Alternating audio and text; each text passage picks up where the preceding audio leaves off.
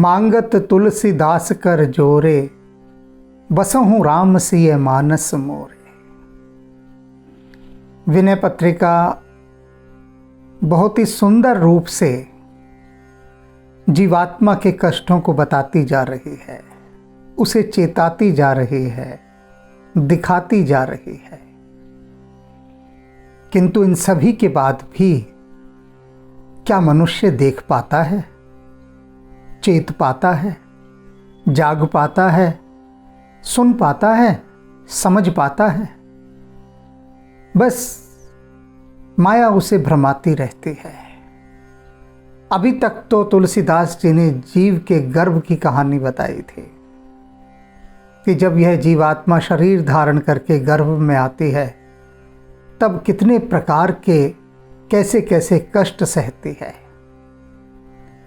अब जब वह इस संसार में प्रवेश करती है तब क्या होता है, वह हाल भी सुनिए। बाल दशा जेते दुख पाए, अति असीम नहीं जाहि गहनाए। कहते हैं बाल समय में बच्चा जितने दुख पाता है ना, कहते हैं तुलसीदास जी, अति असीम, उनकी कोई सीमा नहीं है, उन दुखों की असीम है। नहीं जाहि गनाए, उनको गिनाया भी नहीं जा सकता। छोटा बच्चा, शिशु पैदा हुआ, माँ की गोद में है और गोद में वह सुख से नहीं है। कोई दो चार पल होते होंगे कि वह सुख का अनुभव करता होगा, अन्यथा तो वह दुख में ही डूबा रहता है, गहरे दुख में। और उसका वह गहरा दुख ही उसे सुलाए रखता है बहुत समय तक। और सोते सोते भी आप क्या समझते हैं, वह सुख में है? बहुत प्रकार के दुख में है, क्योंकि अभी तक उस बालपन में, शिशु अवस्था में अभी उसका संपर्क टूटा नहीं है पूर्व जन्मों से। स्मृति उसे घेरे हुए है, क्योंकि अभी माया ने उसको ठगना आरंभ नहीं किया। ठगेगी कब?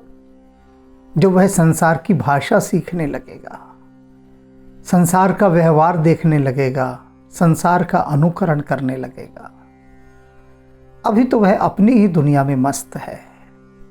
अभी बाहर का हवा पानी उस पर चढ़ा नहीं चढ़ा, इसीलिए अभी भी जुड़ा हुआ है वह श्री हरि की उन बातों के साथ, अपने अनंत अनंत जन्मों की यात्राओं के साथ। और उन यात्राओं के उसे दुख ही अधिक याद आते हैं। और जो हंसता है ना बच्चा, छोटा सा बच्चा हंस रहा है, मुस्कुरा रहा है, माता पिता कैसे निहाल न्योछावर हो जाते हैं उस पर कि हाँ कितना अच्छा लग रहा है, प्यारा बच्चा हंसता हुआ, कितना खुश है वो। होते हैं ना सभी माता पिता अपने बच्चे को देखकर, छोटे से शिशु को मुस्कुरा रहा है सोते सोते। आप क्या समझते हैं? खुशी के मारे मुस्कुरा रहा है वो कि आपके घर में जन्म लिया उसने, वह धन्य हो गया, इस बात पर आनंदित होकर मुस्कुरा रहा है?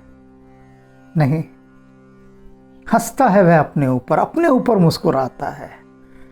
जब देखता है दूर खड़े होकर, अब वो दर्शक बना हुआ है, देखता है अनंत अनंत जन्मों में वह कितनी कितनी कैसी कैसी भूलें करता आया। अब वह किनारे पर बैठा है, एक दर्शक के समान देख रहा है। खिलाड़ी अपनी गलती को उतनी नहीं पकड़ पाता जितने दर्शक पकड़ लेते हैं, क्योंकि वे दूर बैठे हैं। एक एरियल व्यू वो देख पाते हैं, विहंगम दृश्य। तो इस समय शिशु उस विहंगम दृश्य को देख रहा होता है और मुस्कुराता है कि कैसी कैसी नासमझियां करके मैं आया, कैसे कैसे हीरे जैसे जन्म मैंने गंवा दिए। तो वह उसका मुस्कुराना अपने ऊपर होता है, अपनी गलतियों पर। और माता पिता कितने प्रसन्न होते हैं, तो वहां भी वह दुख पा रहा है। क्षुधा व्याधि बाधा बढ़ पाई। और फिर क्या कहते हैं? भूख, क्षुधा, व्याधि, बीमारियां, बाधा, भय भारी, बड़ी भारी होती हैं उसके साथ, छोटे बच्चे के साथ कम नहीं है। कष्ट हैं, दुख हैं, दोनों चीज़ें साथ साथ चल रही हैं, बीमारियां चल रही हैं। कितनी कितनी बीमारी छोटे बच्चे को होती है। आजकल तो पैदा होने से पहले और पैदा होने के बाद तक इंजेक्शनों के दौर चलते हैं, लगवाने पड़ते हैं, बचाने के लिए ज़रूरी भी है, उसको सुरक्षा देने के लिए। और यह तो एक अलग बात हुई। इसके साथ साथ जो छुटपन में बीमारियां कितनी होती हैं बच्चों को। वेदन नहीं जाने महितारे, और जो उसकी जो वेदना है छोटे बच्चे की, उसकी माँ भी नहीं जान पाती है। रोता रहता है छोटा बच्चा, रो रहा है रो रहा है, और माँ परेशान है, क्या हो गया इसे, क्यों रो रहा है, किस वजह से रो रहा है, क्या कष्ट है, क्या तकलीफ है। जीवात्मा इतने छोटे रूप में है उस समय, शिशु के रूप में, बोलना नहीं जानती, क्या बताए वो क्यों रो रहा है। उसके सिर में दर्द है, पेट में दर्द है, पीठ में दर्द है, या उसको पूर्व जन्म में किए गए अपने पाप याद आ रहे हैं, और उन पापों को याद कर कर के वह सिर धुन धुन के पछता रहा है और अब रो रहा है। कौन सा पहलू है जिसके चलते वह रो रहा है। तुलसीदास जी कहते हैं उसको जन्म देने वाली माँ भी नहीं जानती। इतना दुख पाता है शिशु, इतना दुख पाता है। जननी न जाने पीर सो, उसको जन्म देने वाली भी उसकी पीड़ा नहीं जानती। कहे हेतु शिशु रोदन करे, कि किस कारण से उसका शिशु रोदन कर रहा है, रो रहा है, मां भी नहीं जानती। रो रहा है बस इतना जानती है, कारण क्या है, कारण नहीं जानती। अब कितना कष्ट पाता होगा वह शिशु कि उसकी मां ही उसका कारण नहीं जान पा रही है कि वह रो रहा है तो क्यों रो रहा है। और अपनी पीड़ा वह किसी से कह नहीं सकता, क्योंकि कहने का माध्यम अभी नहीं है, न भाषा है उसके पास, और न ही वह अभी बाहर के लोगों से संपर्क कर पाने की स्थिति में है। दोनों ही बातें। तो बालपन में बड़ा कष्ट पाता है वो। सोई करे विविध उपाय, और फिर उसकी जननी अनेक प्रकार के उपाय करती है, बहुत उपाय करती है, कोशिशें करती है कि बच्चा चुप हो जाए। और वो कैसे उपाय करती है, सारे जितने भी उपाय उसकी माँ करती है वो उसको और दुख देने वाले उपाय करती है। ऐसे उपाय नहीं करती कि जिससे उसका दुख कम हो, ऐसे उपाय करती जिससे उसका दुख और कष्ट और बढ़ जाए। सोई करे विविध उपाय, जाते अधिक तुम छाती जरे, जिससे कि और अधिक उसकी छाती जलने लगती है बच्चे की। ऐसे उपाय करती है। बच्चा भी अपना सिर पीट लेता है, किसके हत्थे में चढ़ गया, ये तो मुझे मार ही डालेगी, ऐसा उपाय कर रही है मेरे लिए जो मेरी छाती को और जलाए दे रहा है। बच्चा रो रहा है, चीख चीख कर रो रहा है। तुलसीदास जी कह रहे हैं वह रो इसलिए रहा है कि उसको अजीर्ण हो गया है, बदहजमी हो गई है, पेट दुखता है, रो रहा है। और माँ क्या उपाय करती है कि भूखा है बेचारा, पेट नहीं भरा, और दूध पिलाती है, और वह दूध उसके लिए जहर का काम करता है। पेट इसलिए दुख रहा है कि बदहजमी है, और माँ और दूध पिलाए जा रही है, और दूध पिलाए जा रही है। तो ऐसी स्थिति तुलसीदास जी कह रहे हैं कि माँ भी पीड़ा नहीं जानती, और न जाने पीड़ा कोई बात नहीं, पर उसकी पीड़ा को दूर करने की जो उपाय करती है वे सभी उपाय उसकी छाती को और जलाते हैं बच्चे की। तो इतना दुख पाता है वह। कौ मार सैसव अरु किशोर, अपार अग को कही सके। कहते फिर बच्चा थोड़ा सा बड़ा होता है, किशोर होता है, बालावस्था आती है, और कहते हैं कि उसका जो कौमार्य है, जो किशोरता है, उन सब में वह इतने अधिक पाप करता है, इतने अधिक पाप करता है कि उन्हें कौन कह सके, अग को कही सके, कौन भला उन पापों को कह सकता है। आप भी सोच रहे होंगे कि ऐसा तो कोई पाप नहीं करता हमारा बच्चा। देखा है हमने, घर पे पढ़ता है, स्कूल जाता है, फिर घर आ जाता है, वो तो सारा दिन वीडियो गेम ही खेलता रहता है, टीवी के आगे बैठा रहता है, व्हाट्सएप करता है, फेसबुक करता है।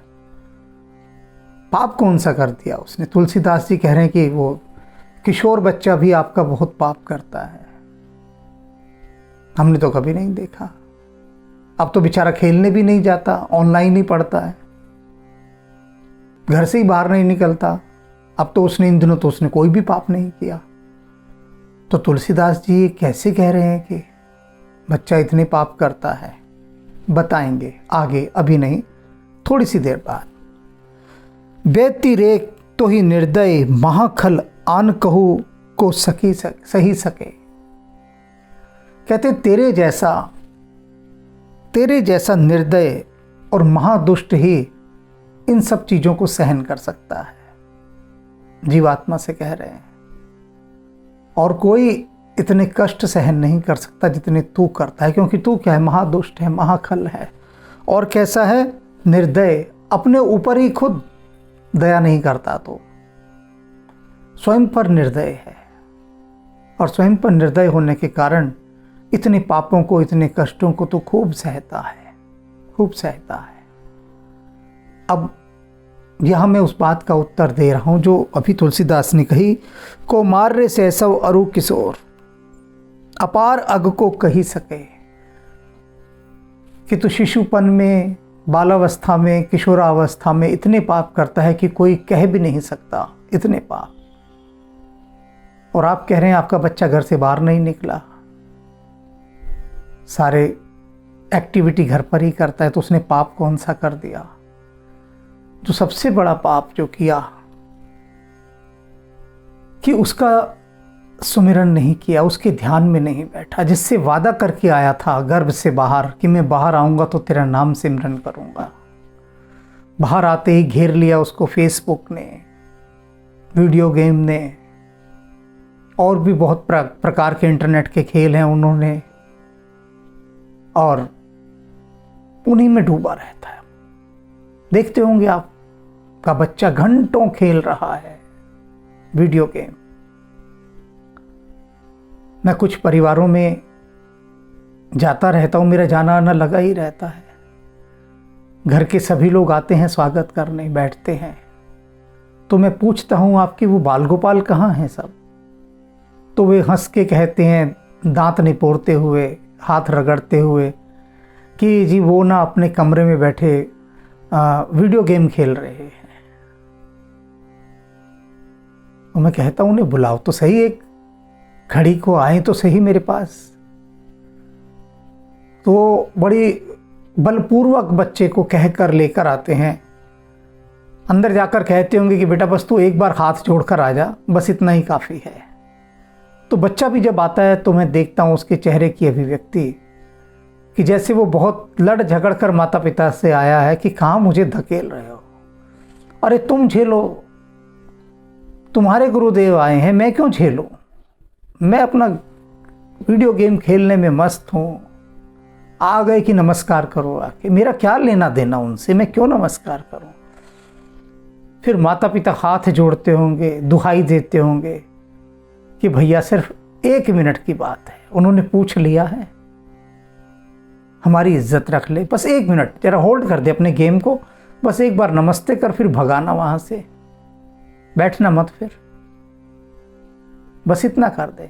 फिर वो बच्चा जब मेरे पास आता है, मैं देखता हूं, उसके चेहरे को तत्काल पढ़ लेता हूं कि वो कितनी उतावली में है, भाग जाने की जल्दी में कि बस नमस्कार ठोके और निकले वहां से।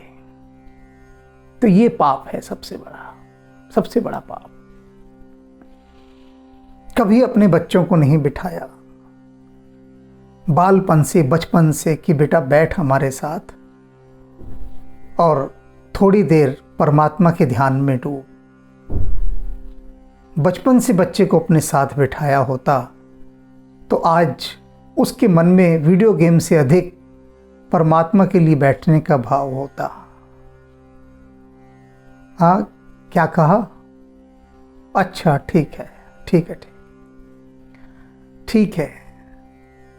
कह रहे हैं कि उसका बैठने का भाव तो तब होता जब हम बैठे होते।